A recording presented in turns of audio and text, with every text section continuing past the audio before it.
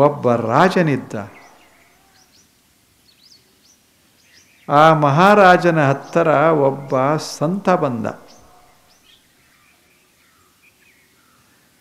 ಸಂತ ಬಂದಾಗ ಮಹಾರಾಜ, ಬಹಳ ದೊಡ್ಡ ಜ್ಞಾನಿಗಳು, ಸಂತರು, ದೊಡ್ಡವರು ನನ್ನ ಮನೆಗೆ ಬಂದಾರಂದಾಗ ಅವ್ರಿಗೆ ಆತಿಥ್ಯ ಮಾಡಬೇಕು ಅಂತ ಎಲ್ಲ ಆತಿಥ್ಯ ಮಾಡಿ ಕೊನೆಗೆ ಒಂದು ತಟ್ಟಿಯೊಳಗೆ ಕಾಣಿಕೆಯನ್ನಿಟ್ಟು ಹೀಗೆ ಕೊಟ್ಟ.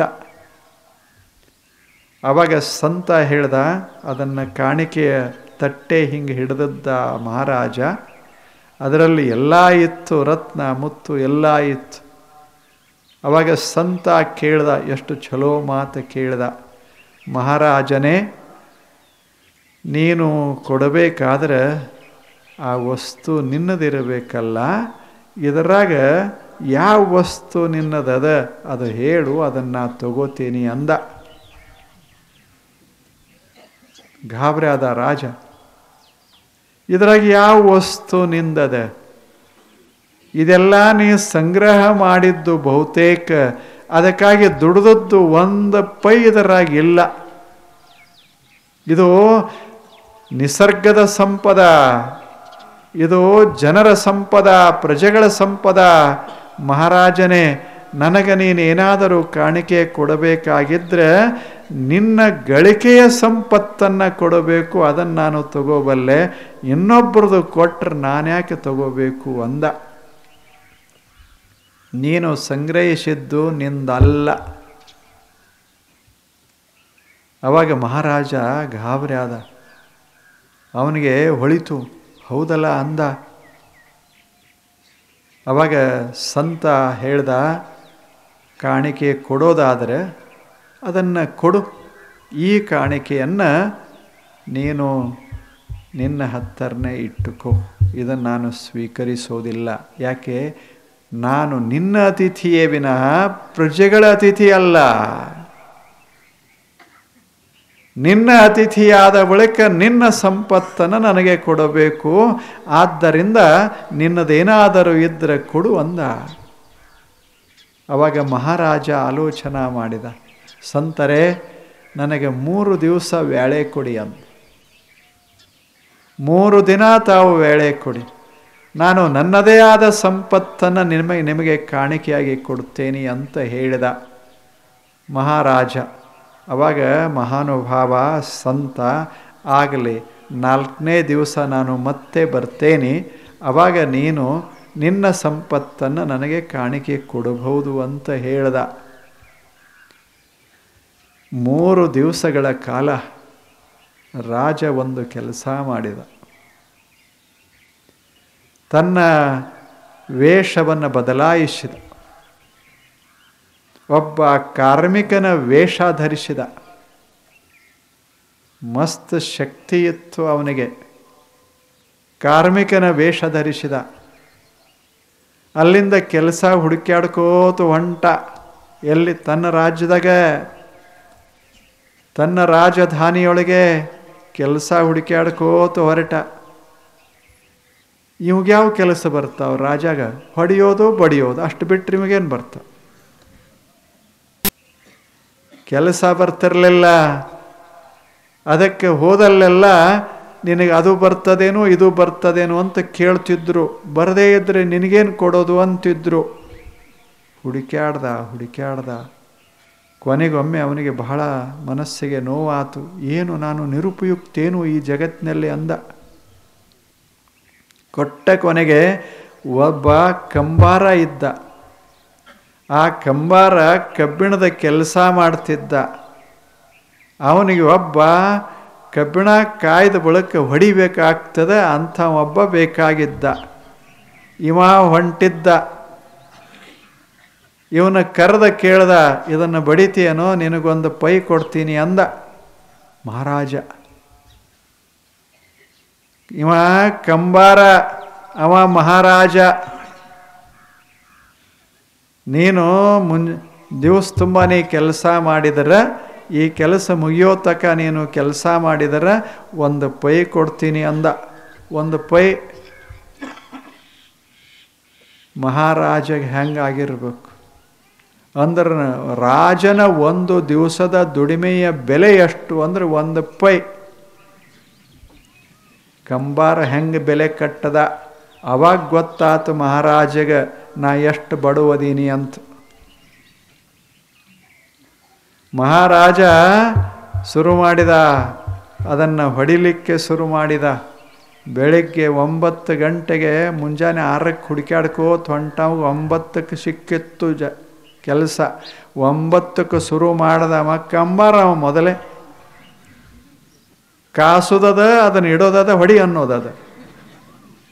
ಶಕ್ತಿಮಂತ ಇವ ರಾಜ, ಇವನಿಗೇನು ಬರೋದ, ಅವನಿಗೆ ಗೊತ್ತಿತ್ತು ಇವ ಹುಂಬದಾನ, ಇವಾಗ ಹೊಡ್ಯಾಕೆ ಅಷ್ಟ ಬರ್ತದಂತ ಗೊತ್ತಾಗಿತ್ತು. ಹೊಡೆದ. ಸಾಯಂಕಾಲ 6 ಗಂಟೆ ಆಯಿತು. ಬೆವರ ಸುರಿತಿತ್ತು, ಹಸು ಭಾರಿ ಆಗಿತ್ತು. ಆದರೆ 1 ಪೈ 6 ಗಂಟೆಗೆ 1 ಪೈ ಕೊಟ್ಟ. ಆ ಪೈ ತಗೊಂಡು ಮಹಾರಾಜ ತನ್ನ ಅರಮನೆಗೆ ಬಂದ. ಏನು ಮಲಗದ, ಏಳಲೇ ಇಲ್ಲ ಬೆಳಿಗ್ಗೆ. 1 ಪೈ ಏನು ಬಂದು ಊಟ ಮಾಡ್ದ. 6 ತಾಸು, ಮುಂಜಾನೆ 9ರಿಂದ ಸಾಯಂಕಾಲ 6, 9 ತಾಸು ಏನು ಮೈ ದುಡಿಸಿದ್ದ, ಕಂಬಾರ ದುಡಿಸಿದ್ದ. ಬೆವರು ಸುರಿದು ಹೋಗಿತ್ತು, ಏನು ಹಸುವಾಗಿತ್ತು. ಬಂದವನೇ ಹಿಂಗೆ ಉಂಡ, ಏನು ತಿಂದೆ ಅನ್ನೋದೇ ಗೊತ್ತಿರಲಿಲ್ಲ. ಮಸ್ತಾಗಿ ಇನ್ನೂ ಊಟ ಮುಗಿದಿರಲಿಲ್ಲ. ಹಾಸಿಗೆ ನೆನಪಾತು, ರಾಜ್ಯ ನೆನಪಾಗಲಿಲ್ಲ, ಭಾಂಡಾರ ನೆನಪಾಗಲಿಲ್ಲ, ಮುತ್ತು ರತ್ನಗಳ ನೆನಪಾಗಲಿಲ್ಲ. ಏನು ಮಲಗಿದ್ದ. ಮುಂಜಾನೆ 6ಕ್ಕೆ ಎದ್ದ. ಅವಾಗ ಅಂದ, ಏನು ನಿದ್ರೆ, ಏನು ಊಟ, ನನಗಿದು ಗೊತ್ತೇ ಇರಲಿಲ್ಲಲ್ಲ ಅಂದ. ಇಂಥ ಊಟ, ಇಂಥ ನಿದ್ರೆ 1 ದಿವಸ ಹಿಂಗಾಗಿರಲಿ. ದಿನಾಲೂ ಮಲಗಬೇಕಾದ್ರೆ ಯಾರೇ ಕುಣಿಬೇಕು, ಯಾರೇ ಹಾಡಬೇಕು, ಕುಡಿಯಾಕಿರಬೇಕು, ಇಟ್ಟೆಲ್ಲ ಮಾಡಿದರೂ ಸಹಿತ ನಿದ್ದೆ ಯಾವಾಗೋ ಬರ್ತಿತ್ತು ಎಂದು ಗೊತ್ತಾಗಲಿಲ್ಲ.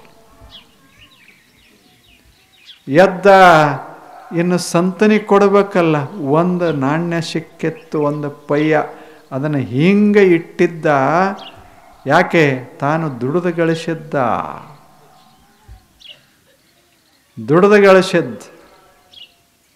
ಅದನ್ನು ಬಿಟ್ಟು ಕೊಡಾಕ ತಯಾರಿರಲಿಲ್ಲ.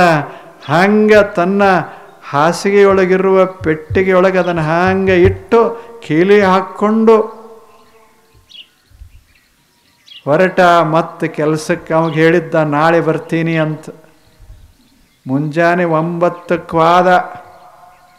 ಅವಾಗ ಭಾಳ ಆನಂದ ಆಗಿತ್ತು, ಕಂಬಾರಿಗೆ ಚಲೋ ಸಿಕ್ಕಾನಿವ ಅಂತ.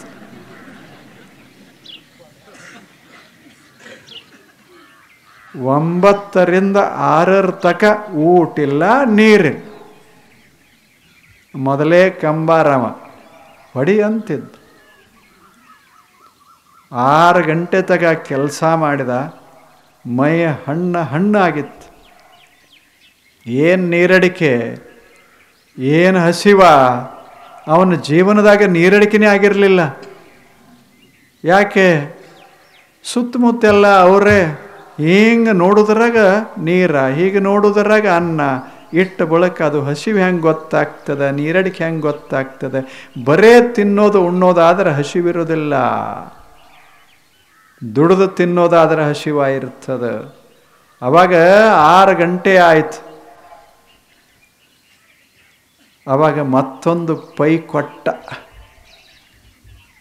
ಇದು 2ನೇ ಪೈ ತಗೊಂಡು, 2ನೇ ಪೈ ತಗೊಂಡು ಮನೆಗೆ ಬಂದ. ರಾಜಧಾನಿಗೆ ಬಂದ, ಇದು ಅರಮನೆಗೆ ಬಂದ. ಮಸ್ತ್ ನಿದ್ದೆ ಮಾಡ್ದ. 3ನೇ ದಿವಸ ಎದ್ದ. 3ನೇ ದಿವಸ 9ಕ್ಕೆ ಹೋದ. 6 ತಕ ದುಡ್ದ. ಅವಾಗ ಕಂಬಾರ ಕೇಳ್ದ, 3ನೇ ಪೈ ಕೊಟ್ಟು ನಾಳೆ ಬರ್ತೀನೋ ಅಂದ. ಸಾಕಪ್ಪ, ಸಾಕು, ಇಷ್ಟು 3 ಸಿಕ್ಕು ಸಾಕು ಅಂದ. ನನಗೆ ಬಹಳ ದೊಡ್ಡ ಪಾಠ ಕಲಿಸಿದೆ ನೀನು. ಹಸಿವು ಅಂದರೆ ಏನು ಗೊತ್ತಾಯ್ತು. ನೀರಡಿಕೆ ಅಂದರೆ ಏನು ಗೊತ್ತಾಯ್ತು, ಜನ ದುಡಿತಾರಂದ್ರೆ ಏನು ಗೊತ್ತಾಯ್ತು, ರಾಜ ದುಡಿಬೇಕು. ಅವಾಗ ಕಂಬಾರ ಹೇಳ್ದ, ನೀನು ರಾಜ ಅಂತ ನನಗೆ ಗೊತ್ತಾಗಿತ್ತು ಮೊದಲೇ. ಇವನಿಗೆ ಕಲಿಸ್ಬೇಕು ಪಾಠ. ನಾವು ಎಷ್ಟು ಕಷ್ಟಪಡ್ತಿರ್ತೇವೆ ರಾಜರಾದವ್ರಿಗೆ ಗೊತ್ತಿರಬೇಕು. ಸುಮ್ಮನೆ ಹಂಗೆ ಸಾಕೋತ ಹೋಗ್ತೀರಿ, ಗೊತ್ತಿರಬೇಕು. ಅದಕ್ಕೆ ಮಹಾರಾಜನೇ ತಪ್ಪಾಯಿತು, ಕ್ಷಮಾ ಮಾಡು ಅಂದ. ಆದರೆ ನಿನಗೊಂದು ಪಾಠ ಕಲಿಸೇನಿ ಮಹಾರಾಜನೇ, ಜೀವನ ಅಂದರೆ ಏನು ಗೊತ್ತಿರಲಿ. ಬರೇ ಸಂಪಾದನೆ ಜೀವನ ಅಲ್ಲ, ಅನ್ನ ನೀರ ಜೀವನ. ಅನ್ನ ನೀರ ಸವಿಯಾಗಬೇಕಾದ್ರೆ ದುಡಿಮೆ ಜೀವನ. ಆ ದುಡಿಮೆಯಿಂದ ಬಂದ 3 ರೂಪಾಯಿ ಗಳಿಸಿದೆಯಲ್ಲ, ಇದ ನಿನ್ನ ಸಂಪದ. ಇನ್ಯಾವ ಸಂಪದ ನನಗೆ? ಮತ್ತೇನು ನಿನ್ನೆ ನಾನು ಬಂದಿದ್ನೆಲ್ಲ, ನಾನೇ ಆ ಸಂತ.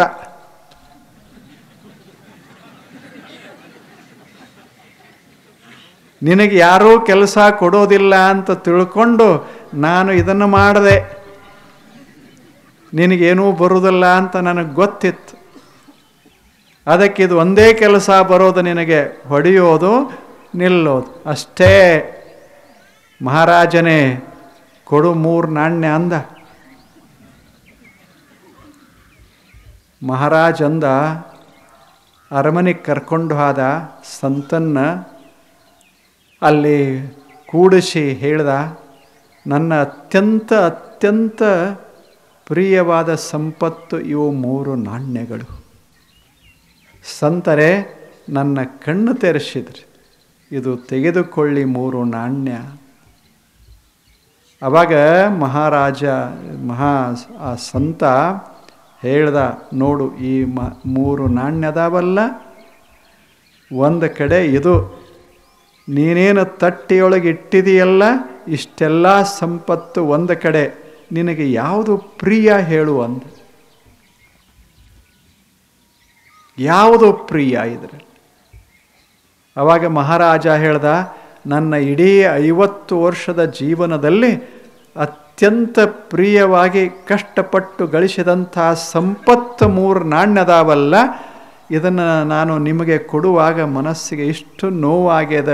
ಯಾಕೆ? ಇದು ನನ್ನದು.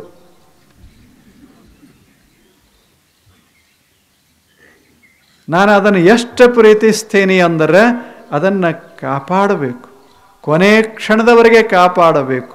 ಅದು ನಿಜವಾದ ನಾನು ಗಳಿಸಿದ ಸಂಪದ. ನನ್ನ ಇಡೀ ಜೀವನದ ಸಂಪತ್ತೇ 3 ರೂಪಾಯಿ.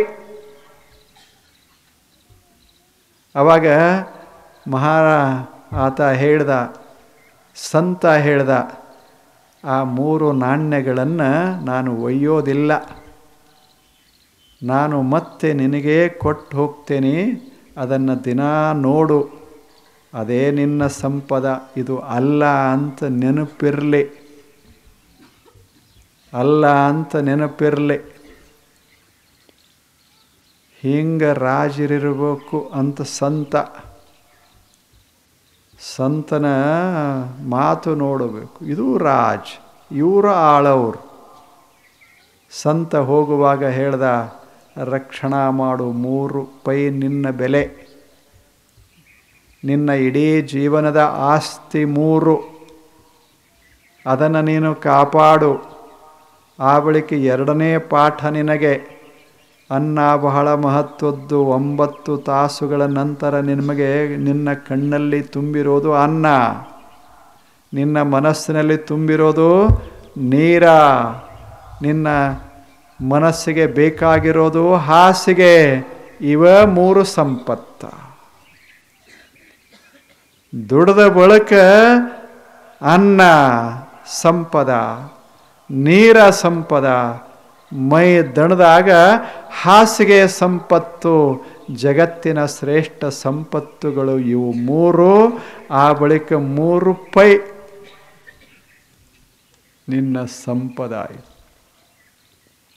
ಇದು ಸಂಪತ್ತು, ನಿಜವಾದ ಸಂಪತ್ತು. ಇಂಥ ಮನುಷ್ಯ ಮಾತ್ರ ಶ್ರೀವಂತ. ಎಲ್ಲ ಸಂಪತ್ತು ನಮ್ಮನ್ನು ಶ್ರೀಮಂತ ಮಾಡೋದಿಲ್ಲ. ಯಾವುದು ನಮ್ಮ ಸಂಪತ್ತೋ ಅದು ನಮ್ಮನ್ನು ಶ್ರೀಮಂತ ಮಾಡ್ತದೆ.